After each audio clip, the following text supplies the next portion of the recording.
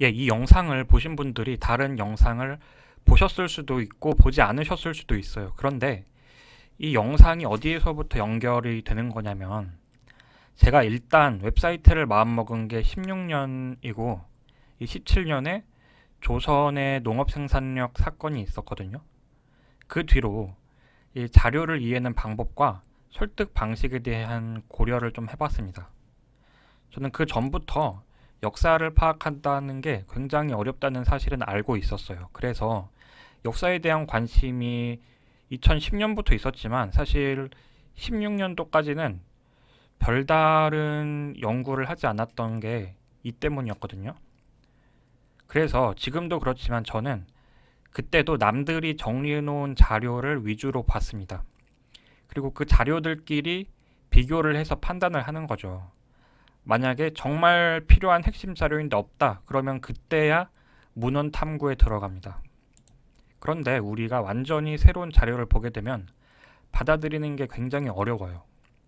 누구에게는 당연한 게 누구에게는 당연하지 않을 수가 있거든요. 그래서 새로운 자료를 읽으려면 최소 한두 시간이 넘게 걸리고 길게는 10시간을 투자를 해야 되는데 대다수의 경우는 여기에서 포기를 하게 됩니다. 이때 이 사람들에게 공부를 하라고 이야기를 하는 분들이 좀 계시는데 좀 신뢰된다고 생각은 하지만 전 그게 상대방에게 책임을 전가하는 행위라고 보거든요. 물론 일반적인 상식을 모르면 상대방이 문제죠. 그런데 그게 아니라면 결국에 이런 방식으로는 세상을 바꿀 수가 없습니다. 상대방이 정말 공부를 할까요? 대다수의 경우는 공부 안 하거든요. 우리가 지식을 상대방에게 떠먹여 줘야 한다는 이야기입니다. 그런데 단순히 떠먹여 주는 것으로는 끝낼 수가 없어요. 왜냐하면 먹기 싫어하는 사람들이 존재하거든요. 그래서 우리는 애초에 꼭꼭 씹어서 소화에까지 첨가해서 뱃속으로 그냥 환자에게 넣듯이 집어 넣어줘야 한다는 의미입니다. 이걸 다른 말로 말하면 가능한 전방위적 압박을 해야 상대방이 설득이 된다 이겁니다. 제가 다른 영상에서는 우크라이나전 이야기를 든 적이 있었는데요. 이 전쟁이 일어나는 이유는 내가 이길 수 있다는 착각 때문에 발생하는 거고 내가 확실하게 진다고 생각하면 전쟁이 잘 안 일어나거든요. 물론 실제 설득에서는 그런 확실한 설득력을 가진 경우는 거의 없어요. 왜냐면 실제 그런 경우는 애초에 그런 분쟁이 발생하지 않게 됩니다. 우리는 그 사실을 좀 더 잘 알려주기 위해서 맞춤형 도구가 필요하다는 겁니다. 그 전방위 압박을 위해서 필요한 게 뭘까요? 저는 이 네 가지를 구분을 지었습니다. 일종의 전방위 압박을 위한 프로젝트죠. 그런데 이렇게 이야기하면 좀 뜬구름 같으니까 비유를 한번 설명하고 그 다음에 실제 적용으로 한번 넘어가 보겠습니다. 우리가 내비게이션을 킨다면 일단 어떤 점을 고려해야 될까요? 목적지, 그리고 나의 위치, 그리고 그 연결 도로를 파악한 다음에 최단 기간을 파악하겠죠. 그리고 만약에 사람 같은 경우는 신뢰도도 한번 파악을 해야 되겠고요. 물론 내비게이션 같은 경우는 신뢰도가 좀 높긴 하지만 어떤 내비를 쓰냐에 따라서 또 신뢰도가 달라지죠. 그럼 이제 실제로 적용을 한번 해보도록 하겠습니다. 이거는 역사 유튜브를 봤다고 가정을 한 건데 이게 제가 지금부터 직접 따져볼 모식도입니다. 일단 첫 번째, 이걸 통해 이 사람이 말하려는 게 무엇일까요? 이 잘못된 제목은 고려의 서북 경계 고찰 이것입니다. 이 경우 시청자를 좀 배려하지 않는 제목이라고 볼 수 있어요. 올바른 제목이라면 이러한 제목을 달고 있어야 됩니다. 어차피 사람들은 늘 의심의 눈초리로 보거든요. 그렇다면 이 제목을 통해서 우리가 이 근거를 하나하나씩 타고 내려갈 텐데 이렇게 제목을 바꿔주지 않는다면 우리가 다시 그걸 찾기가 어려워요. 두 번째 바로 논리적 연관성입니다. 일단 시청자들의 경우 대부분은 관련 지식이 없다는 점을 감안을 해줘야 됩니다. 관련 지식이 있다고 하더라도 어차피 금세 잊어버리거든요.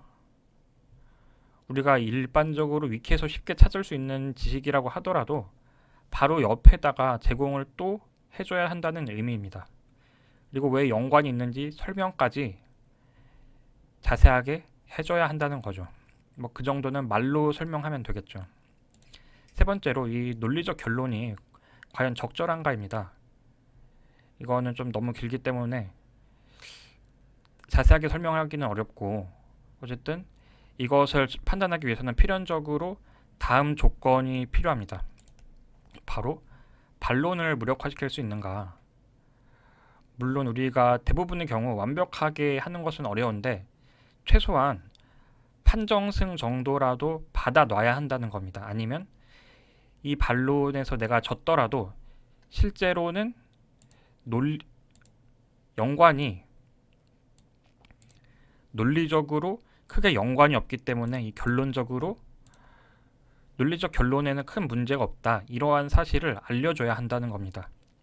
그리고 마지막으로 이제 직접적인 연관은 없더라도 이 사람의 신뢰성 역시 중요한 문제죠. 이 사람이 거짓말할 사람인가 이런 것도 중요하지만 이 사람이 얼마나 똑똑한지, 배경이 무엇인지 이런 것도 판단하기 위한 굉장히 중요한 요소 중 하나입니다.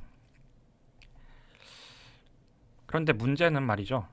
이러한 과정이 한 번 하고 끝나는 게 아니라 동시다발적으로 일어나고 끊임없이 계속해서 순환 반복을 한다는 겁니다. 즉 우리가 모든 것을 종합해서 고려를 하되 계속해서 끊임없이 해야 된다는 이것 자체가 굉장히 어렵다는 얘기죠. 실제로 우리가 공사장에 들어가는 차량은 한 대씩 들어가죠. 하지만 실제로 공사판에 들어가 보면은 굉장히 여러 곳에서 동시다발적으로 일이 발생하고 있습니다. 우리의 사고 역시 마찬가지라는 의미거든요. 그런데 우리의 뇌는 한계가 있어요. 저도 얼마 전에 봤던 영상이라도 며칠 지나면 까먹습니다. 무크리님 영상을 제가 몇 번 봤는데 솔직히 볼 때마다 자꾸 까먹어서 다시 찾아보고 그러거든요. 근데 저 같은 경우는 그나마 좀 조금이라도 열정이 있으니까 그렇게 찾아보지만 보통의 경우는 그렇지 않다는 의미입니다. 그렇기 때문에 우리가 원하는 정보를 다시 알기 위해서는 접근성이 좋아야 되고 단순 텍스트가 아니라 반응형의 어플이 필요하다는 의미입니다. 우리가 그러한 정보를, 앞서 여기서 말씀드렸던 정보를 실시간으로 꾸준히 넣어준다는 것은 불가능하죠. 말이 안 되잖아요. 그렇기 때문에 사람의 정보를 받아들이는 데는 한계가 있기 때문에 그렇습니다. 중요한 거는 적절한 데이터를 적절한 순간에 제공을 하는 겁니다. 아까 공사장에서 트럭이 한 줄로 들어간다는 이야기를 했었죠. 어차피 사람의 뇌의 한계상 한 줄로 들어가는 건 어쩔 수 없습니다. 중요한 건 적절한 순간에 적절한 정보가 제공이 되면은 그것만으로 충분하다는 의미입니다. 접근성이 중요한 게 바로 여기 있는데, 모르면 그때마다 새로 설명을 할 수가 없으니까 애초에 모를 것 같은 부분에서 우리가 선제적으로 설명을 넣어 놓아야 한다는 의미입니다. 그런데 여기서 많은 분들이 착각하는 게 있어요. 제가 설명을 넣어 놓는다고 하면은 그게 텍스트만 포함이신 줄 알겠더라고요. 근데 이게 뭐죠? 어린 왕자에서 나오는 상자입니다. 이 상자에는 무엇이든 들어있을 수가 있어요. 그런데 우리가 상자 내용을 쉽게 파악하려면 거기다가 이름표를 붙이는 거죠. 그런데 이름표만 보고 이 상자에 글자만 들어갈 수 있다고 착각하는 건 잘못된 이해거든요. 어쨌든 이러한 방식을 통해서 설득을 하고 이해를 하기 좀 쉽겠다, 이런 생각을 했어요. 물론 조금 더 구체적인 방법에서는 좀 설명이 되지 않는 부분도 있긴 합니다. 일단 제가 이것을 고려를 했을 때 처음에는 단순히 부업으로 홈페이지 만들기 정도로만 생각을 했거든요. 그런데 이 용도로 굉장히 많은 곳에서 사용할 수 있겠다는 생각을 했습니다.